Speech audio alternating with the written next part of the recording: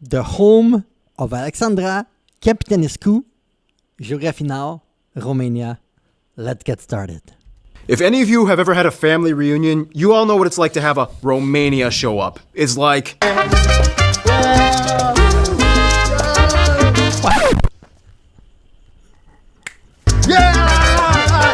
Yeah, it doesn't matter if you're in a cold, dark castle or a tropical beach with margaritas. If you're Latin, you're part of the family.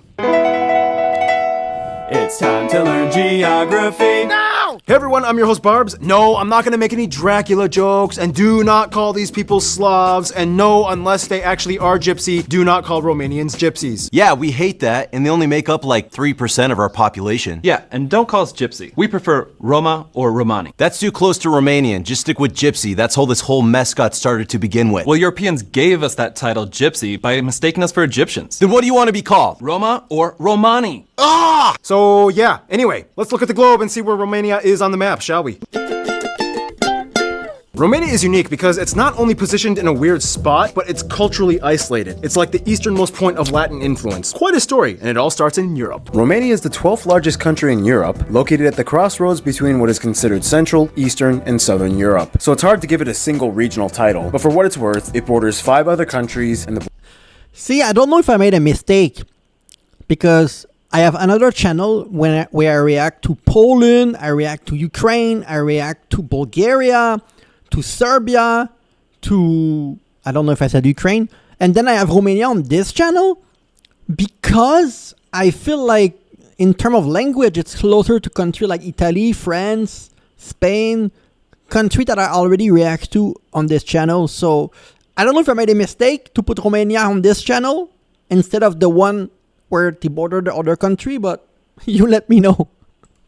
Black Sea to the east. The nation is divided into 41 counties with their own city councils. However, to make things easier, the counties are kind of clustered into 8 development regions, which don't actually have any administrative power, but rather tie groups of counties together to facilitate economic activity. Culturally speaking, though, Romania is also kind of divided into 3 general historical regions: Moldavia, Wallachia, and the well-known Transylvania. Yes, Transylvania. We'll talk about that later. The capital, Bucharest, located in the south, acts as its own county, and of course has the highest population of any city. Here you can also find the largest international airport, Henry Coanda International. Otherwise, in the second largest city, Cluj-Napoca, in the northeast, you can find the second busiest airport, Avram Iancu International. And of course, in the third largest city, Timișoara, you can find the third busiest airport, Tiraien Vuia International. Otherwise, anything shipping related usually comes in from the Black Sea, with the largest port, the port of Constanța, which is also the largest shipping port on the Black Sea. Wow. Keep in mind, just a skip away is Snake Island, that Romania and Ukraine had a small dispute over that finally got resolved in 2009. Ukraine won. Dang. Anywho, the country has a wide extent...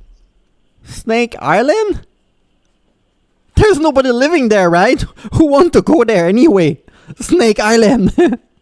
rail and road network that reaches every neighboring nation, disputedly the busiest road being the A2 and A3 roads linking the Black Sea to Bucharest and further to Hungary, traversing the Carpathian Mountains. Otherwise, Romania is unique because the country in itself didn't always look the way it did. There's Moldavia, not to be confused with Moldova, although Moldova does get its historical name from that area. There's also Wallachia and the infamous Transylvania. That's right, Transylvania is in Romania. But it should belong to Hungary. We'll get to that later. Now, Romania is definitely... Well, Moldova used to be part of Romania, right? They have to be because I think I discovered because of Eurovision that in Moldova they speak Romanian, right? Right? not shy of making landmarks and sites of interest that stick out, and they take many aesthetic cues from multiple people groups. You'll see buildings that look French, buildings that look Slavic, some that look German, and some that just kind of do their own thing. For what it's worth though, here are some of the top spots you guys, the Romanian geography suggested we mention. The Palace of Parliament, the National Heroes Mausoleum, the Gates of Iron, Constanța Casino, the Silly Cemetery of Maramureș, this pole thing, Salina Turda, this ancient Dacian site, the King Decibel statue, the Tunnel of Love, this really cool bookstore, this ancient temple. Sibiu is like the most Transylvanian city you can get. Houses even have eyes on them. So many churches like these, including one that was built into a cliff and the tallest wooden church in the world. Brasov and Rashnov also have those cool citadels and churches. They even have those Hollywood signs on hills. There's so many castles, many of which are said to be haunted, but the most famous one probably being Bran Castle, or Dracula's castle. Yes, the famous Dracula Castle, which is not even mentioned as the home of Dracula in the book, and it was written by an Irish guy. guy, and Vlad the Impaler was just an inspiration of Dracula. He wasn't actually Dracula, and he never even set foot in this castle. Will you shut up? Don't give away our secret. This creepy gimmick makes us a lot of money. By the way, guys, this is Jason. He taught me motion graphics and helped me launch the entire channel. He's a vampire! Oh, bad. Yeah, lots of creepy haunted sites going on. And it doesn't stop at the buildings. They have entire forests that people are afraid to step into. Which brings us to... Romania is kind of like the land of legend and electricity. They have so many myths, yet they move forward with the age of energy. They were actually the first European country to have electric streetlights, and they even have a Prometheus statue. Wow. For what it's worth, though, The nation is about evenly divided by plains, hills, and mountains, with the mighty Carpathian Mountains, the third largest chain in Europe, dominating the north and central parts. Here you can I discovered this in a recent top 10 place to visit in Romania video, that you guys have all the different climate, snow everywhere in the mountain, and the geography is perfect. Like, depending on what you like, you can literally live anywhere you want and have the perfect like weather for or mountain or water or plain. It's nice. It has everything for everyone, you know. And but nobody talk about Romania though.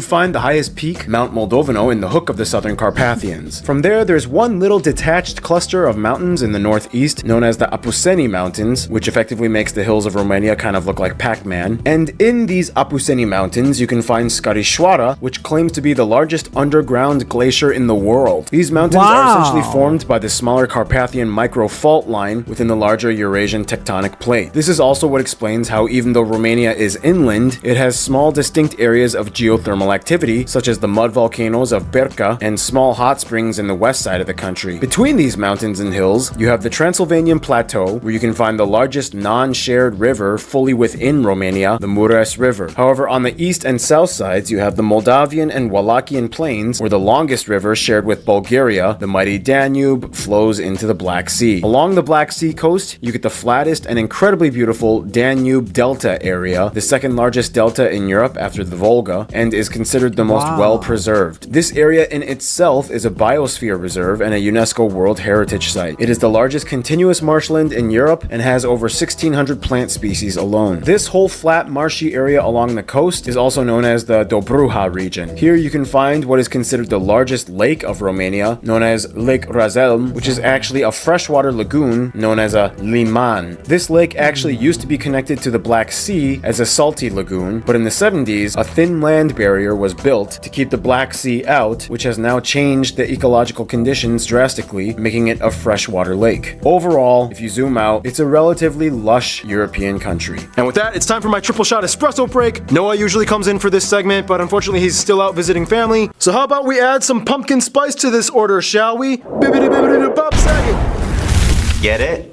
Pumpkin. In the shortest way to summarize it, Romania started out as a shaky post-communist state that many people didn't know how to interact with. Essentially, joining the EU in 2007 really helped. It was like, All right, so we just had a revolution, communism is gone, we'd like to join your party. Here's our application. everything seems to be in order, but you do have some sprucing up to do. Oh, okay, just hear me out. We're going through legislative reforms, we're opening up a free market, and just to prove we're dedicated, we even put visa regimes on countries like Russia and Turkey. You have to wait 14 years, you won't be Schengen, and you have to use your own currency. Woohoo! I'll take it. Hey, what the f***, Romania? You totally ditched me back there. If he's in, I'm in. And that's how lots of money started flowing to Romania. Today, Romania is the largest electronics producer in Central and Eastern Europe. Due to the highly fertile land, Romania has lots of cheap and abundant produce. Often at the end of harvest season, you will see huge stacks of things like cabbage and watermelon. I love watermelon with lemon. So do you, Paul. I know you do. Damn, it make me wonder something because of Bulgaria winning Eurovision and Romania getting third place, and a lot of these countries that were kind of deeply influenced by Russia negatively and were kind of stuck. These countries in 2026 are the less known from even other European and from us Canadian, right? When you think of travel destination, you don't think of Bulgaria, you don't think of Serbia, you don't think of Romania. These countries are not like things that are on your bucket list. Not because it's not beautiful, because it's not talked about. And when it's talked about, it's always like by extension of Russia. So people think that like you're going there and it's going to be like communism still somehow. Or it's not gonna be, it's gonna be poor, or it's gonna be like weird looking, and it would look like run down, like certain area of Belarus, for example. But it's not. People don't know what it looked like because what they remember, it's what their parent told them. So even like second and third generation Romanian living in Canada, in the US, they probably have a bad perception of Romania because it's what their parent told them, and what their parent remember was what it looked like 30 and 40 years ago. So even them that are Romanian, the children of these parents, will not have a good perception of Romania, which makes sense in a way, but it's kind of sad if you think about it. Yeah. They are one of the most underrated wine-producing countries in the world, usually around Wow. 12th place in overall world production. Theoretically, Romania has the third highest capacity for geothermal energy on continental Europe after Greece and Italy. Ahem. I said continental. You're an island and not even fully in Europe, okay? Otherwise, as a very lush and forested nation, Romania is home to numerous animal species like foxes, hares, bats. Remember good old Wojtek? Well, Romania has the largest population of brown bears in the world outside of Russia. And keeping up with the spooky theme, Romania has quite a few haunted or cursed natural sites. The two most famous ones probably being the Witch's Pond. Okay, that's a bad witch voice as well. Where scary things are said to happen, and even animals won't drink from it or go near it. Yeah. Okay. And The Hoya. Hoya. You know we have a Ho rainforest where I'm from? Yeah, it's called the Ho Rainforest. And Hoya Forest, labeled the most haunted forest in the world, where people have seen everything from monsters, ghosts, UFOs, and even a portal that leads to an alternate universe. I don't believe it. How can you have monsters and UFOs in the same place? So anyway, yeah. Food! Some top dishes that you guys suggested include maize porridge, plum dumplings, these really cool ground meat rolls, placenta pastries, placenta? Let's do placenta, tokitura stew, jellified meat platters, organ meatloaf, and the national dish sarmala, which was actually brought wow. over from the Turks during the Ottoman times, but Romanians, mostly being Christian, stuff it with pork. So that's kind of a unique Romanian twist, I guess. And things get even more twisty once you learn about the people, which brings us to... Thank you, Art. You're welcome, Barbie. Send me home. All right. Bob Saget.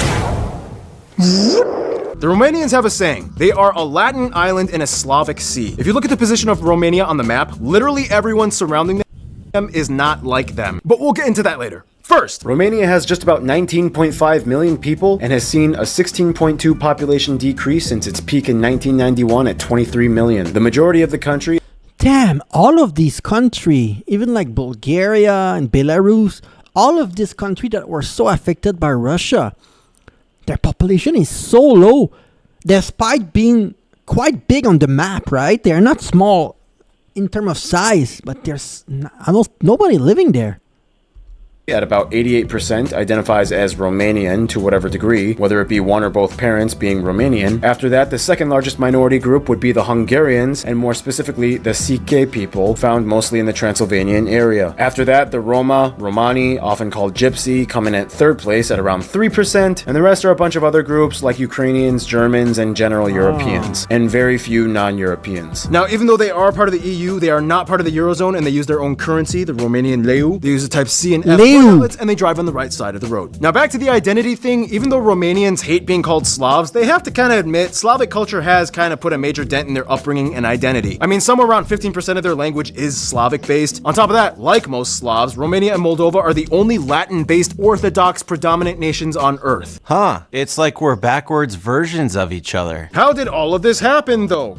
Sorry, I don't know if we was gonna talk about sport, but growing up, one of my idol was Lucian Bute. He was from Romania, but he was living in Montreal, and he became a boxing super middleweight world champion. Yes, he was from Pecea, Romania, and he was one of my boxing idol growing up from Romania. And he was so humble, and he learned French.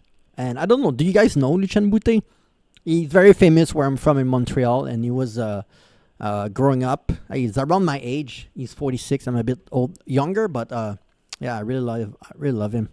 To summarize, The area of what is now Romania was known in antiquity as Dacia or Dacia, inhabited by Dacians, which were basically cousins to the mysterious Thracian people. History doesn't record too much about them, but they were known for having interesting customs, warfare techniques. Spartacus was a Thracian, and many of them were known for being redheads. Whoa, ancient ginger warriors? That's pretty cool. Then in like the 2nd century BC, the Romans came in and pretty much destroyed everything and made it their province, moved a ton of Romans in, and Romanized everything. Oh, well, This is essentially how the land of Romania became the easternmost point of Latin influence in Europe. Over time, Slavic tribes migrated south after the Roman Empire fell, but they avoided the Carpathian and Black Sea coast, which they knew were Latin strongholds. After gaining Oh, Romans. Romania. Oh! ground in the Balkans, this essentially isolated Romania from every other Latin-based area, which kind of explains how they became a distinct people group. so that's basically how it all went down. Then we get to the CK people, the second most populous minority. Yes, that's how you pronounce it. CK. Basically cousins of the Hungarians. These people are steadfast in holding on to their culture, language, and claim over the Transylvanian region, known as CK land. They even have their own flag. Today it's not such a big deal, but once every so often you might get a little bit of tension between the Romanians and the CK. On top of that, Romania was a previous kingdom that ended in 1947, with King Michael I being the last king until he was forcibly abdicated by the Communist Party. Context, Hannah wanted to be the king of Romania in this skit. Well, good to have you visit, Your Highness. But are you sure you don't want to seek asylum here? No, thank you. I shall return. My people will listen to me and respect my title. Very well. Safe travels. Sign this paper saying you won't be king anymore. We'll kill you. Well, I tried. And today there are actually 3 people that can technically claim heir to the former monarch of Romania. But anyway, we're getting ahead of ourselves. Now it's time for Random Hannah with culture stuff. Now, with Romanian culture, it gets a little intense because they are saturated in myth and legend, especially with major life events like birth, marriage, and even death. Some of the traditions include things like, for a kid's first birthday, it is common to cut a lock of hair from the baby and keep it forever. Also, people might give offerings to the fate fairies by leaving gifts on the windowsill. Romanian weddings are also pretty extreme. It's common for the bride to get kidnapped by friends of the family for a silly ransom. During the kidnapping, the bride just kind of hangs out and drinks at a bar or something. I watched some YouTube videos about that. But then the girl's like happy at the end. It's weird, okay? And there are so many other small customs and festivals, like the Midsummer Festival, where women dress in white. The Kaloi Anul, rain-making ritual, Romania, other small customs and festivals, like the Midsummer. This is a festival in Sweden too. The Midsummer Festival. They call it Midsummer. Is it the same thing than the one in Sweden? Summer Festival, where women dress in white. The Kaloi Anul, rain-making ritual performed by children after Easter or a hot day. Christmases are very important to them. In Romania, they go buck wild, making as much noise as possible, wearing costumes, sometimes having whips, and carrying staffs to ward off evil spirits. There's also that festival where the That thing that she just talked about, they have that in Germany. dudes wear women's clothing and masks with loud bells, and they parade to ward off disease and evil spirits. On St. Andrew's Day, it's common to eat garlic and spread garlic all over the house to ward off the Evil spirits. Yes, as well as the stigoi, which are like Romanian zombies. Superstitions. I'm not sure this was a great idea. It's wireless, it's good, but my ear need to adjust. It hurt. It's so big, it hurt.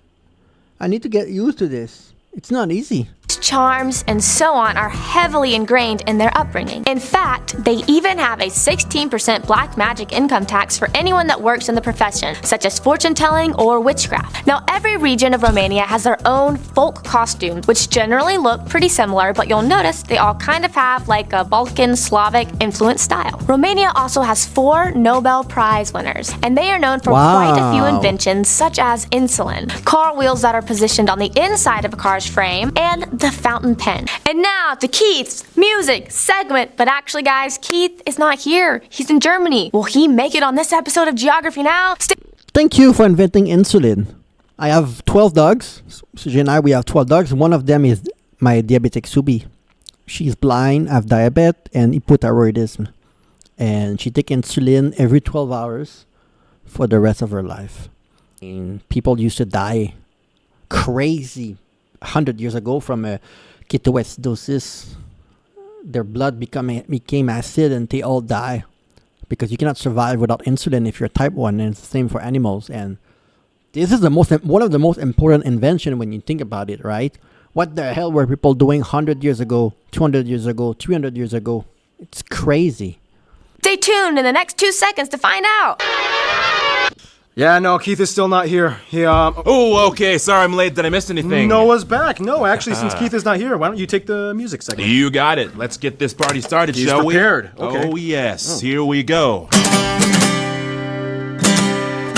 As an isolated Latin people group, surrounded mostly by Slavs, traditional music in Romania has always had a noticeable Eastern and Balkan European twang to it. Stringed instruments are probably the most preferred form of musical device, and even for percussion. This stringed instrument is commonly used. Some of the most common folk styles include Doina, or the shepherd's longing song, Doina. and the Song of the Elders. Each region has kind of their own version of these styles. After World War II, they really started to dabble outside the folk and classic genres and started the Musica Ușoară Românescă period, which means easy Romanian music. Georges Enescu being one of the prominent figures during this time, regarded as one of, if not the most important icon of Romanian musicians. After the fall of communism and opening up to the world, Romania dabbled even further with so many new brands and singers emerging into genres like rock, pop, house, and underground, and disputedly the most prevalent genre, electronic. Today there are about 10 major nationwide electronic music festivals found all over Romania, like Noise, Untold, and the biggest one, the Afterhills Music and Arts Festival. Fun fact, you know that Numa Numa song? Yeah, that takes you back about 10 years, right? Well, that band called Ozone was actually a Moldovan band with one Romanian guy. Really? But, I mean, Moldova, Romania, they're like basically the same people. Yes, you are. You know you are. You're basically one of us. Yes, you are. Yeah, but, There is no but. You are one of us. And there's lots of other Romanian musicians and bands, and we'll mention them later in the famous people section. Now, it's back to you, old barbs.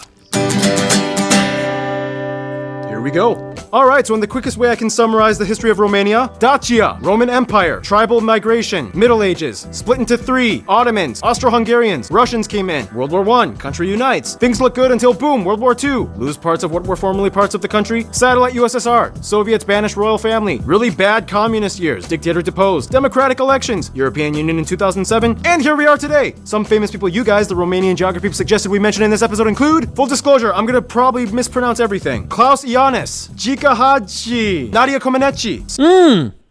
Nadia Comaneci. She's famous where I'm from, in Canada, because she's the first gymnast to ever get a perfect score at the Olympic. And she was like 16 or 17. She was so young. So it was the game in Montreal, was it? And she, from my hometown, even though I was not born, she's still extremely famous where I'm from. Of course, Simona Halep. She was a #1 tennis player in the world. She retired recently. After she got suspended for, I think, a year or two for a doping scandal, and I think after that she was not the same again. But in her prime, she was so strong. Mona Halep, Christian Mungiu, Cornelio Porumboiu, Ilina Stase, Ina, Alexandra Stan, Marius Moga, Sebastian Stan, that one was easy, jeez. Dustin Hoffman's parents are from Romania, Stan Lee's parents, Sergiu Niculescu, Gopo, Amza and Oana Pelea, Dem Radulescu, Jean Constantin, Andreea Esca, Angela Georgiou. I am so sorry, Romanians. I don't know most of them. I guess it's normal. I can't. But anyway, a lot of Romanians and a lot of friends that the Romanians have made over the years. Let's find out who they are. When it comes to friends, Romanians have a saying, their only best friend is the Black Sea, because it never tried to invade them. In all seriousness though, recent changes in the past 3 centuries have drastically changed the way how they operate their diplomacy. For one, after dropping communism and becoming a member of NATO and the EU, of course relations with other EU members have grown since the 2000s, and although they are one of the less wealthier EU states, their GDP and quality of life has risen thanks to heavy investments and loans offered by the EU. This of course has strained relations with Russia. Romania was once part of the Warsaw Pact that essentially cooperated with the former Soviet Union until the early 90s when everything broke apart. Not only that, but the whole conflict with Transnistria in Moldova only heightened tensions between Romania and Russia over time. Serbia is kind of like the only neighbor they have that they are pretty cool with, as no major conflicts have ever arisen between the two. Romania also sides with Serbia's dispute in the whole Kosovo conflict. With Bulgaria, it's kind of like they suffer together as the lowest ranking EU states in terms of quality of infrastructure. They're not even allowed to be part of the Schengen or Eurozone yet. As Danube River and Black Sea neighbors with a shared history of dealing with Ottoman Empire years, they do as much as they can to keep each other afloat. For what it's worth, though, Romania Ottoman Empire yet. As If you're not Shenzhen, does that mean that you cannot go like all around Europe? Like I thought that Shenzhen mean that like you can go from Spain to France to Portugal to Denmark. You can travel like because your passport cover like everything. You can literally go from one country to another as if it's all a big pot. Can you do that if you're Romanian, or you need to like stop at a border everywhere you go? I'm a bit confused now. Danube River and Black Sea neighbors with a shared history of dealing with Ottoman Empire years, they do as much as they can to keep each other afloat. For what it's worth though, Romania loves to meet up with their distant cousins, the Italians and Spanish. When they meet up, it's like something just clicks and they get each other, even though they have completely different clothing and customs. On top of that, they have a huge crush on France, but France is like hardcore friend zoning them. Before English became the second most commonly spoken language, French was actually way more popular. They copied lots. I'm French Canadian, but I have never been to Europe. One thing that you need to know is that about 20-25% of Canadians speak French as their first language because we were colonized by both the French and the British at different part of Canada because Canada is so huge. The British did not discover everything. Some part were discovered by the Jacques Cartier, by the French. So lots of French-style architecture. They adopted French words, and they pretty much copy-pasted Merci. the French Constitution. When it comes to their best friends, though, almost every Romanian has told me it's not even a friend, it's not even family. Moldova is basically the same as Romania. Moldovans are essentially the closest people. They're Viva closest Moldova! brothers and sisters. They basically speak the same language. Moldova just has a little bit more of a Russian influence. They love sharing a glass of wine, and no matter how detached they are from the rest of the Latin world, at least they have each other. In conclusion, with Romania, you do get the land of electricity and myths and legend, so much folklore, yet so many crazy things that have happened that made them into who they are. Stay tuned, Russia, the big guy, is coming up next. I feel like I want to react more to a video like this, and I want to bring my wife next time to go deeper. Because when we react to music, right, there's always meaning to the lyrics, the meaning to the story. When we react to dance, things like this, and the more that I know and the more that my wife know about Romania, the more they experience reacting to music and dance and things like this will be even better because we will know more about what we're getting into and stuff like this. So if there's more suggestion that we should react to, geography, history of Romania, I think it would be quite interesting to react more, to gain more knowledge. And it's also fun and we learn. And learning is always important. So thank you everyone for the many suggestion. Yes.